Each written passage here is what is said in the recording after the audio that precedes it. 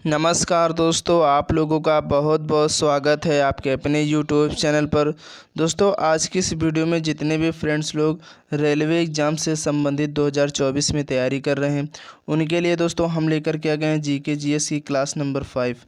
दोस्तों, ये क्लास आपके एग्ज़ाम के लिए काफ़ी ज़्यादा इंपॉर्टेंट होने वाली, क्योंकि इस प्रकार के क्वेश्चन आपके रेलवे एग्ज़ाम में ज़रूर पूछे जाते हैं। दोस्तों, आज के इस वीडियो में हम लोग टॉप 20 क्वेश्चंस कवर करेंगे, जो कि दोस्तों साइंस के बेस पर हैं। ठीक है, तो इसलिए आपको ज़रूर वीडियो को लास्ट तक पूरी देखनी, क्योंकि काफ़ी ज़्यादा इंपॉर्टेंट होने वाली है। और दोस्तों, हमने जो आज के इस वीडियो में क्वेश्चंस लिए हैं, ये किसी न किसी गवर्नमेंट एग्ज़ाम में बार बार पूछे गए हैं। तो चलिए दोस्तों, आज के इस बेहतरीन सेशन को हम लोग स्टार्ट कर लेते हैं। दोस्तों, आपकी स्क्रीन पर फर्स्ट क्वेश्चन है, प्रकाशीय फाइबर किस सिद्धांत पर कार्य करता है। दोस्तों, ये एनटीपीसी 2016 में पूछा हुआ क्वेश्चन है, तो आप लोगों को याद रखना दोस्तों, आपके एग्ज़ाम्स के लिए बहुत इंपॉर्टेंट होने वाला है। तो दोस्तों, जो प्रकाशीय फाइबर होता है, ये किस सिद्धांत पर कार्य करता है। तो दोस्तों, इस क्वेश्चन का सही जवाब ऑप्शन सी हो जाएगा, पूर्ण आंतरिक परावर्तन के सिद्धांत पर कार्य करता है। तो आपको याद रखना है। इसके बाद नेक्स्ट क्वेश्चन है, अगर दोस्तों आपको किसी भी क्वेश्चंस का यदि आंसर मालूम है, तो दोस्तों उस क्वेश्चंस का आंसर आप लोग कमेंट बॉक्स में बिल्कुल बता सकते हैं। नेक्स्ट क्वेश्चन है दोस्तों, किसने सर्वप्रथम यह दिखलाया कि प्रकाश तरंगों का विवर्तन होता है। यानी दोस्तों, किसके द्वारा सबसे पहले यह दिखलाया गया कि प्रकाश तरंगों का विवर्तन होता है। तो दोस्तों, सबसे पहले ग्रेमाल्डी के द्वारा ये दिखाया गया था। तो इस क्वेश्चन का जो सही जवाब ऑप्शन ए हो जाएगा। इसके बाद अगला क्वेश्चन है, प्रकाश का वेग सर्वप्रथम किसने ज्ञात किया। यानी दोस्तों, जो प्रकाश का वेग होता है, इसको सबसे पहले किसके द्वारा ज्ञात किया गया था। तो दोस्तों, ये रोमर के द्वारा सबसे पहले ज्ञात किया गया था।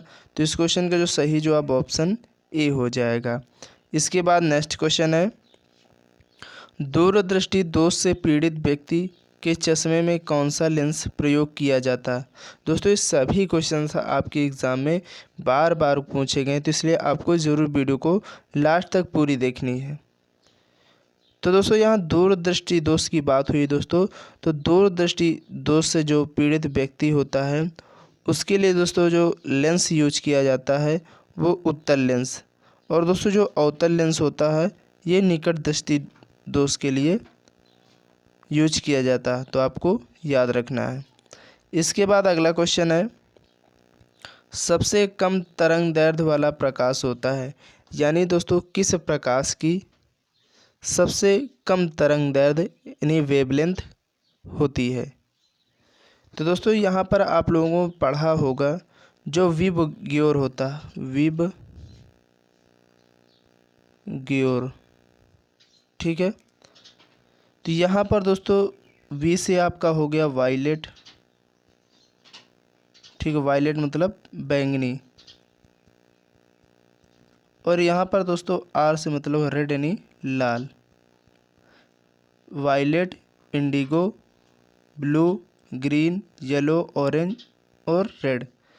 तो दोस्तों वी विग्योर यानी जब वी से हम लोग आर की तरफ जाते हैं, तो इसकी जो वेवलेंथ यानी तरंग दैर्ध्य यानी लेमडा क्या होता है, इनक्रीज होता है। क्या होता है दोस्तों, बढ़ती है। ठीक है, अब आवृत्ति इधर जाने पर क्या होती है दोस्तों, वो घटती है। तो आपको याद रखना है।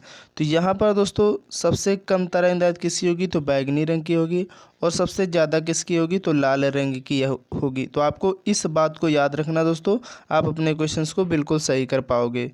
तो दोस्तों, जब वी से हम आर की तरफ जाएंगे, तो हमारी जो वेवलेंथ यानी तरंग दैर्ध्य है वो बढ़ती है। यहाँ सबसे कम पूछा दोस्तों, जो बैगनी रंग की सबसे कम होगी और सबसे अधिक लाल रंग की होगी। तो यहाँ पर दोस्तों सही जवाब ऑप्शन डी हो जाएगा। तो आपको याद रखना है। इसके बाद नेक्स्ट क्वेश्चन है, ताप युग्म तापमापी किस सिद्धांत पर आधारित है। यानी दोस्तों ये ताप युग्म तापमापी होता है, ये किस सिद्धांत पर कार्य करता है, किस सिद्धांत पर आधारित होता है। तो दोस्तों ये सीबेक के प्रभाव पर आधारित होता है। तो इस क्वेश्चन का सही जवाब ऑप्शन बी हो जाएगा। इसके बाद नेक्स्ट क्वेश्चन है, जब किसी वस्तु को ठंडा किया जाता है, तब उसके अणुओं में क्या प्रभाव पड़ता है। यानी दोस्तों जब किसी वस्तु को हम लोग ठंडा करते हैं, तो तब उसके अणुओं में क्या प्रभाव पड़ेगा? तो दोस्तों जो अणुओं की चाल होती है ना वो घट जाती है। ठीक है, तो आपको याद रखना है इस क्वेश्चन का जो सही जवाब ऑप्शन ए हो जाएगा। दोस्तों आपके जो रेलवे एग्ज़ाम में साइंस पूछी जाती है वो ज़्यादातर दोस्तों थ्योरी बेसिक क्वेश्चंस पूछे जाते हैं, न्यूमेरिकल बहुत कम ही आते हैं, तो इसलिए आपको थ्योरी पर ज़्यादा फोकस करना है। इसके बाद नेक्स्ट क्वेश्चन है, पानी का घनत्व किस ताप पर अधिकतम होता है? दोस्तों ये सभी क्वेश्चन आपके एग्ज़ाम में पूछे गए हैं, तो आपको याद रखना दोस्तों जो पानी का घनत्व होता है वो 4 डिग्री सेल्सियस पर अधिकतम होता है, यानी मैक्सिमम होता है। ठीक है, तो आपको ज़रूर याद रखना है। इसके बाद अगला क्वेश्चन है, ताप के सेल्सियस पैमाने पर परम शून्य ताप होता है। दोस्तों ये क्वेश्चन जो है ना आप अगर कोई भी प्रीवियस ईयर एग्ज़ाम में उठाकर दे सकते हैं, चाहे रेलवे का हो, चाहे बैंक का हो, चाहे डिफेंस का, जिसमें फिजिक्स पूछी जाती है। दोस्तों इस सभी में हज़ारों बार पूछा गया है कि जो ताप के सेल्सियस पैमाने का परम शून्य ताप होता है दोस्तों वो -273 डिग्री सेल्सियस होता है, तो आपको ज़रूर याद रखना है। इसके बाद नेक्स्ट क्वेश्चन है, प्रकाश वर्ष किसका मात्रक है? दोस्तों बहुत इंपॉर्टेंट क्वेश्चन आपके एग्ज़ाम के लिए, तो आपको ज़रूर याद रखना है। यहाँ पर दोस्तों जो प्रकाश वर्ष मात्रक है, यहाँ पर काफ़ी बच्चे क्या करते हैं कि इसको सोचते हैं ये समय का मात्रक है, जबकि दोस्तों गलत है। दोस्तों जो प्रकाश वर्ष है ये दूरी का मात्रक है, डिस्टेंस का मात्रक है, तो आपको बिल्कुल याद रखना है। इस क्वेश्चन का जो सही जवाब ऑप्शन बी हो जाएगा। इसके बाद नेक्स्ट क्वेश्चन है, एक खगोलीय इकाई संबंधित है। दोस्तों एक खगोलीय इकाई जो है ये दोस्तों होती है सूर्य एवं पृथ्वी के बीच की दूरी, यानी दोस्तों जो सूर्य एवं पृथ्वी के बीच की जो दूरी होती है उसको एक खगोलीय यूनिट कहते हैं, तो आपको याद रखना है। इस क्वेश्चन का जो सही जवाब ऑप्शन ए हो जाएगा। इसके बाद नेक्स्ट क्वेश्चन है, ल्यूमेन किसका मात्रक है?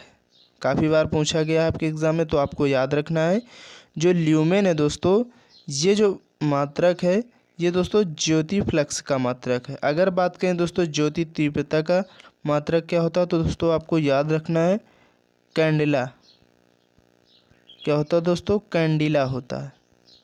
तो इन दोनों को आपको याद रखना, ज्योति तीव्रता का मात्रक कैंडिला और ल्यूमेन जो है ये ज्योति फ्लक्स का मात्रक होता है। इसके बाद नेक्स्ट क्वेश्चन है, ध्वनि तरंगों की प्रकृति कैसी होती है? यानी दोस्तों जो साउंड्स वेव होती हैं इनकी जो नेचर होता है वो किस प्रकार का होता है? तो दोस्तों इनका जो नेचर होता है वो अनुदैर्ध्य है। ठीक है, तो इस क्वेश्चन का जो सही जवाब ऑप्शन ए हो जाएगा। इसके बाद अगला क्वेश्चन है, तरंग का वेग v है, आवृत्ति n है तथा तरंग दैर्घ्य लैम्डा में संबंध दिया गया है। यानी दोस्तों इन 4 ऑप्शंस में से बताना है कौन सा संबंध सही है। दोस्तों ये ज़्यादातर जो फार्मूला होते हैं उन्हीं पर बेस क्वेश्चन बना दिया जाता है और आप लोगों से पूछा जाता है कौन सा संबंध सही है। तो दोस्तों इन तीनों में जो संबंध होता है आवृत्ति बराबर क्या होता है दोस्तों? आवृत्ति बराबर दोस्तों होता है, सॉरी यहाँ पर आवृत्ति नहीं दोस्तों होगा, यहाँ पर जो होगा आपका वेग बराबर, तरंग का वेग बराबर होता है दोस्तों आवृत्ति गुणे तरंग दैर्घ्य यानी लैम्डा। तो यहाँ पर v आवृत्ति आपकी n है और गुणे लैम्डा, तो दोस्तों कौन सा सही ऑप्शन हो जाएगा? यहाँ पर ऑप्शन डी राइट हो जाएगा, v बराबर n लैम्डा।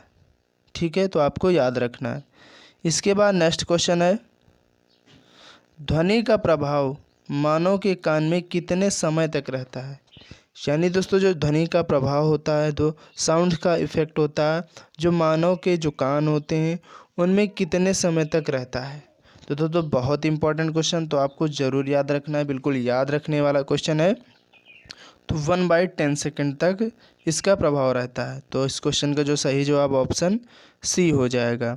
इसके बाद नेक्स्ट क्वेश्चन है, प्रत्यावर्ती धारा को दिष्ट धारा में किसके द्वारा बदला जाता है? तो दोस्तों आपको याद रखना दोस्तों हमारी जो डीसी होती है ठीक है। तो प्रत्यावर्ती धारा को दोस्तों जो दिष्ट धारा में बदला जाता है दोस्तों रेक्टिफायर के द्वारा। तो इस क्वेश्चन का जो सही जवाब ऑप्शन ए हो जाएगा। इसके बाद नेक्स्ट क्वेश्चन है किलोवाट घंटा किसकी इकाई है।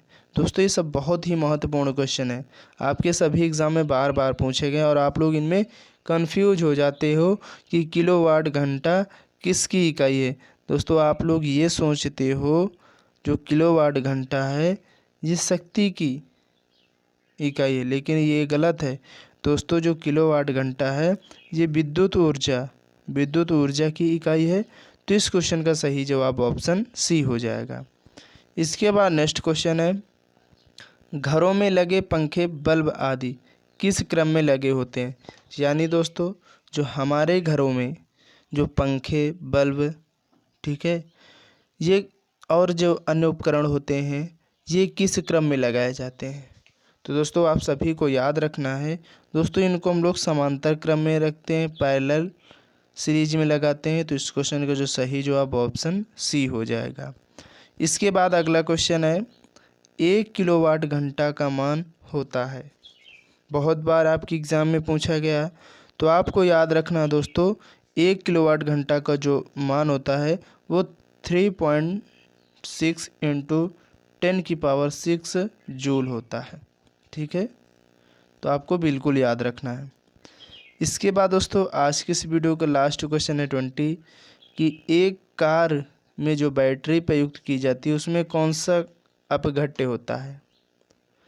तो दोस्तों जो कार बैटरी में प्रयुक्त अपघट्य होता है दोस्तों वो सल्फ्यूरिक अम्ल होता है, H2SO4। ठीक है, ये एक सल्फ्यूरिक अम्ल होता है। तो आपको याद रखना है इस क्वेश्चन का सही जवाब ऑप्शन डी हो जाएगा। उम्मीद करते हैं दोस्तों आज की वीडियो आप लोगों को काफ़ी ज़्यादा पसंद आई होगी। तो आपको वीडियो को बिल्कुल लाइक कर देना और ज़्यादा से ज़्यादा अपने दोस्तों तक इन वीडियो को लगातार शेयर करते रहना है। और जितने भी दोस्तों लोग हमारे इस चैनल पर पहली बार आए हैं, अगर आप लोग अभी तक भी चैनल को नहीं सब्सक्राइब किया तो आपको चैनल को सब्सक्राइब करना बिल्कुल भी नहीं भूलना, क्योंकि दोस्तों मैं आप लोगों के लिए ऐसा कंटेंट लेकर आता हूं जो आपके किसी न किसी एग्ज़ाम में यानी प्रीवियस ईयर में क्वेश्चंस बार बार पूछे गए। उन्हीं क्वेश्चंस को दोस्तों मैं अपने इस चैनल के माध्यम से आप लोगों तक पहुँचाता रहता हूँ। तो चलिए दोस्तों नेक्स्ट वीडियो के लिए जय हिंद जय भारत।